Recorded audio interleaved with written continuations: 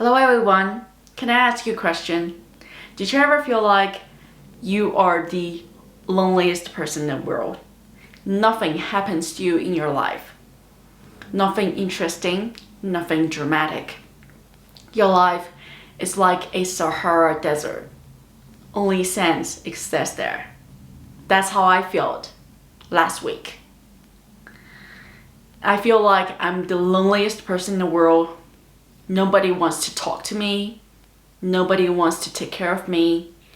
And I've been left alone by the whole world. I'm the ultimate enemy of the world. Everything is being there against me. I don't know how to get out of that situation. So I just wait for the time passing by. And time did went by. And now here I am talking to you and recording this video. I really enjoy talking to you guys, even though not a lot of people watch my videos and not a lot of people enjoy watching it, because things I want to talk about, it's a little bit dark, it's melodramatic, and I feel like probably it's not good to talk about these things online. But I couldn't talk about anything else. My mind is being focused on the single issue that occupied my mind for so much long time. That is how to be happy. And after that disaster week, I finally know the answer. I have 4 solutions for you. First one is to learn to hug someone. I know in other cultures, hug is a simple thing. You just step ahead and open your arms and hug the people in front of you. But in my culture, hug is such awkward existence. We suddenly hug other people. We usually withdraw our feelings, hide our feelings towards the person in front of us. We didn't talk even. Yes, we have so many feelings within our heart, but we didn't talk. We just tried to absorb it and try to understand it, analyze it in a way that make us feel better. Let me give you an example. My mom is the ultimate example of how to absorb the bad feelings and turn it around to make it reasonable in her own head, even though the reasonable part of the solution is not real. It's not even close to reality. It's totally wrong. Her example would be my father cheating on her for so many years, and we all know that. Oh, we didn't actually know what happened, which woman he was involved with, but we know something happened. Something strange was going on behind our family. But for all those years, my mom and I didn't talk at all. My mom just keep all those secrets in her own mind and try to ignore all those sources and all those small twists in our life. And at that time, I was a teenager. My whole aim is to go to school and to study. And when I came back from school, I just sit in front of my desk and try to finish whatever the homework the teacher gave it to me.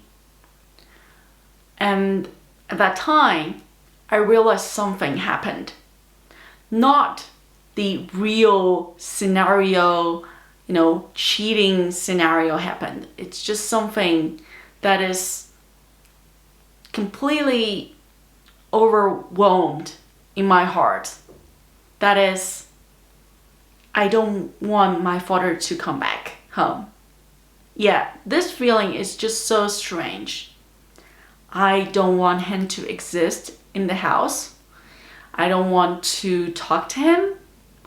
I barely talk to him. I just go along with it. And at that moment, I realized I didn't want him to come back home. That's just so scary. You know, as a teenage girl, why you don't want your parents to be home with you? Why you want to block your father away? That's just so strange. But for me, it's just normal because my father didn't come home for like a few weeks, or even though he come back home and he would immediately get out to have dinner with other people. So for me, it's like I don't have a proper father. My father was someone like a shadow, like silhouettes. I know he was my father, but I couldn't feel him being there. I know there is a father, but I couldn't grab him. I couldn't truly feel that he exists in our family. And that's how weird it is. And when I grown up, I have this issue with men, let's say. I treat them as shadows. Like, you're my boyfriend, but you don't have to be with me. You don't have to be here sitting next to me, cuddle me, and have dinner with me. You just have to be my boyfriend. You just have to be, doing your own thing, call me, or just text me. You don't have to be near me. And that's how I have a relationship with men. And that's just so ridiculous, isn't it? Because you are in the relationship with someone, but you don't want them to be near you. And how can you feel the intimacy there if you have such a strange relationship? And that went on for several years until I met my husband, Ian. He definitely someone likes to hug. He said he really liked the feeling to be intimate with someone else. Someone he know that if he hugs someone, he know that he was connected with someone. He was being there in someone's life. That's how he said it to me. So we hug a lot. In the first beginning, it was really strange for me. And I could feel the temperature of the body. I could feel the hair on the skin itchy. And I could feel his breath breathing out on my face. And that's just so weird for me. I don't want that. But he said, I have to. If you don't want to, that means you don't want intimate relationship. I know a lot of people probably doesn't want to agree with me on this point. But according to my husband and according to me right now, I completely understand why he said that. Because intimacy is not something that you can give rules to it. You can make rules by yourself. Something has to be fixed when it comes to intimacy. So what is it when we talk about intimacy that we want to set as a rules that help us to understand intimacy?